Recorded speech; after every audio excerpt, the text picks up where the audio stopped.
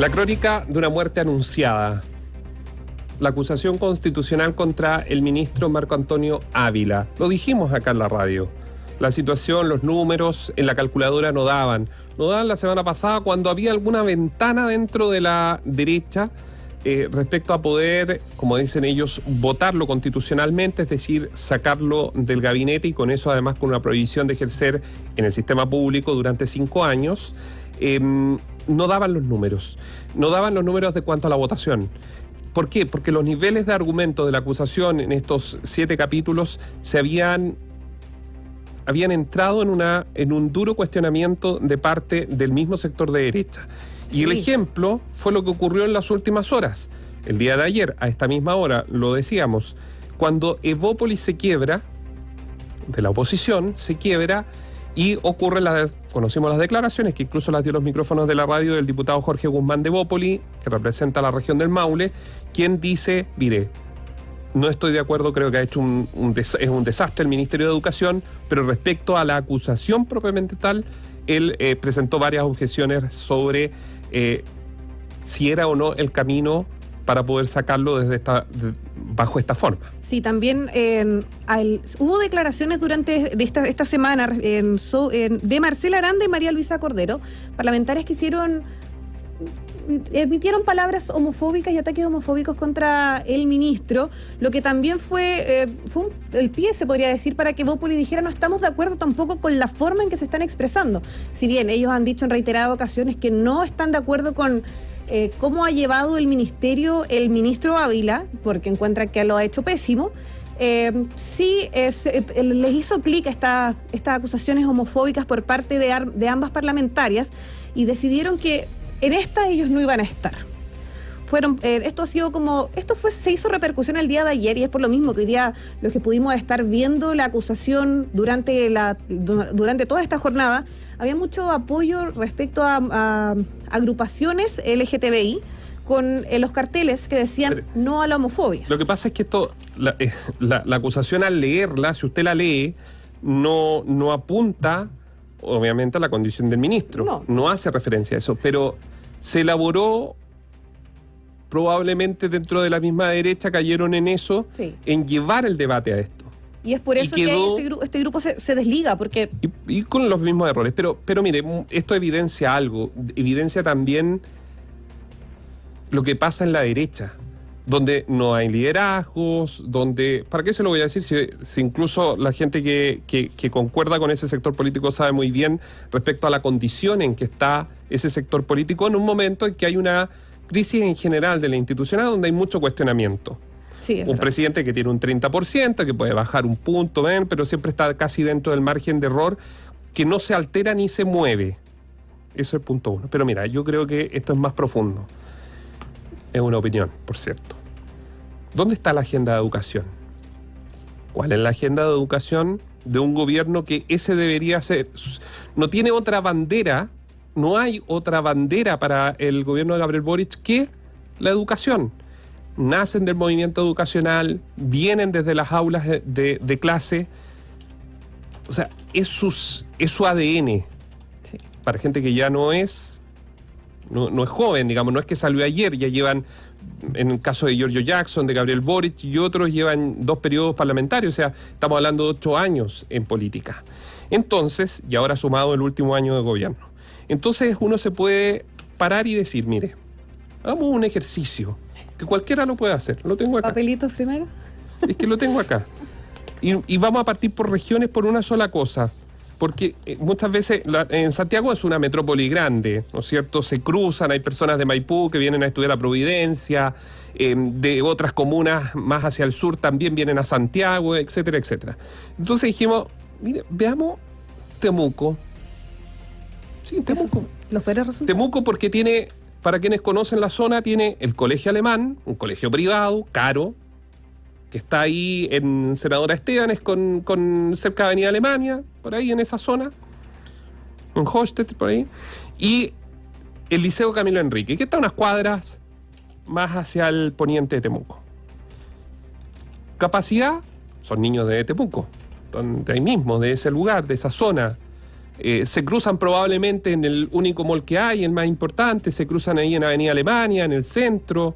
Si van al cine se van a cruzar, no es como en las grandes metrópolis donde tú tienes distintos polos. Está completamente no, dividido. allá se cruzan, tú vas al supermercado y te puedes encontrar entre el del colegio privado con el colegio. O sea, viven armónicamente en la misma ciudad. Sí. Y las diferencias son brutales. Brutales.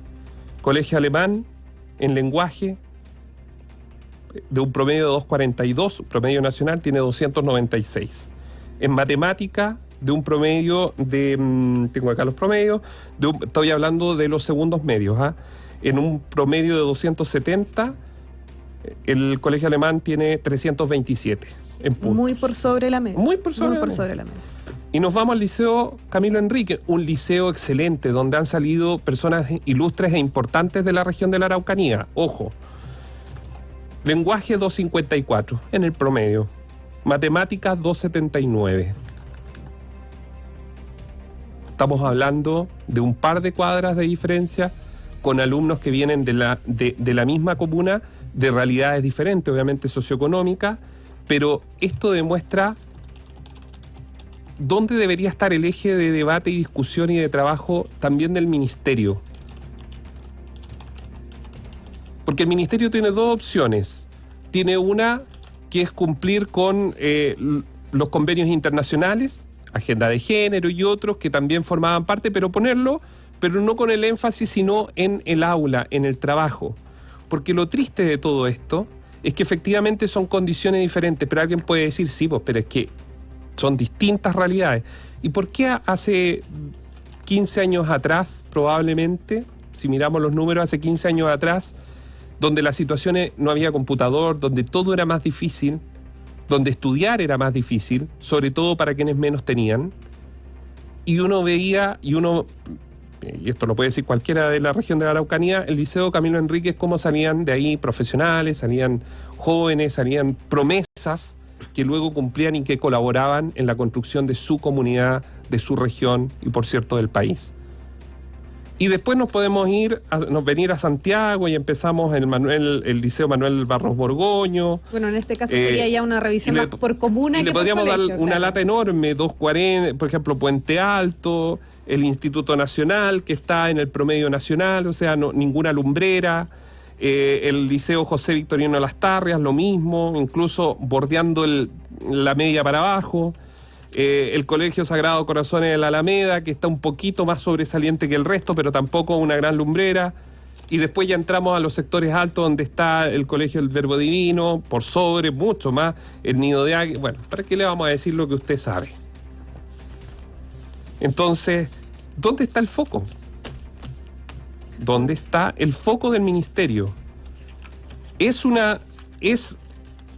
No debería ser esto la mayor preocupación, deberíamos seguir hablando de esto, el gobierno, particularmente el ministerio, teniendo una agenda fuerte que a nosotros, a los medios, también nos lleve a estar ahí encima. Es que de la boca para afuera... Es que resulta que van a volver de vacaciones y que vamos a tener después de las vacaciones, se lo puedo adelantar. No soy adivino ni mucho menos, con respeto a quienes van a volver las tomas de los colegios, ¿sí? Obvio. Sí. Y tenemos una protesta, un paro de profesores. Mira, los números son paupérrimos. Hablábamos de qué pasa con qué hay con la educación acá en este gobierno. Si de la boca para afuera podemos decir que es su lema o es lo que están tratando de hacer, pero concretamente, como tú lo decías, Néstor, no hay nada.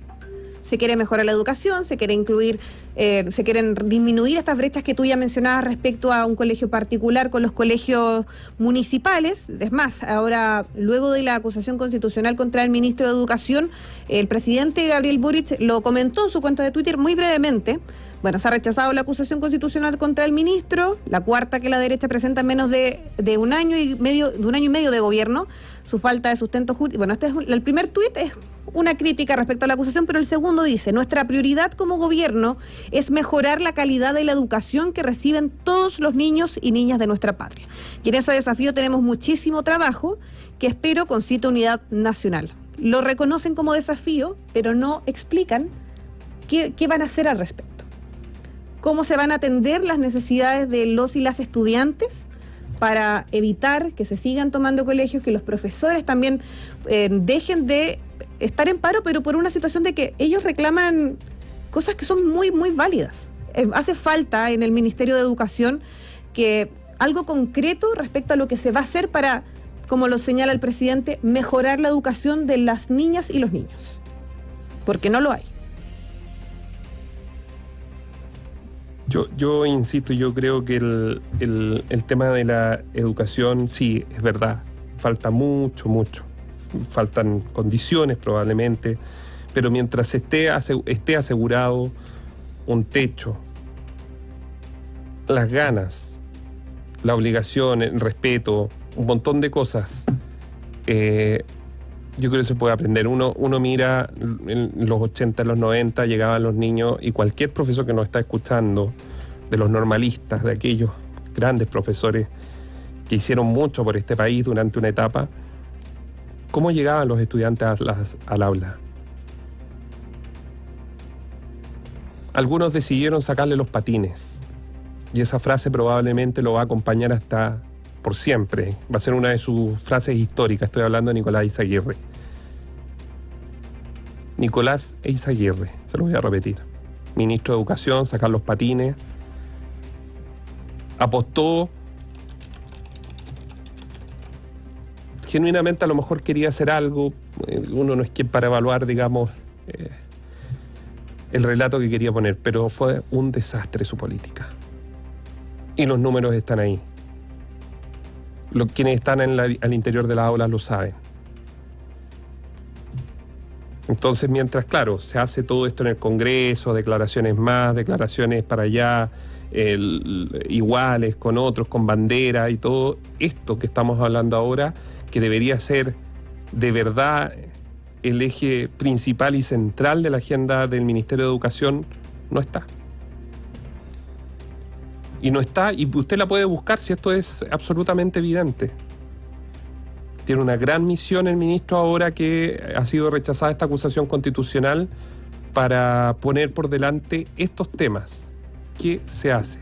Y demostrar de cierta forma que no se le haya acusado constitucionalmente, tiene que también darle el pie para él demostrar que tiene que hacer bien, que va a hacer bien las cosas, para que no le vuelvan a hacer algo similar y no lo sigan atacando tampoco. Un país sin educación, definitivamente un país perdido. Análisis sin compromisos. Opinión independiente.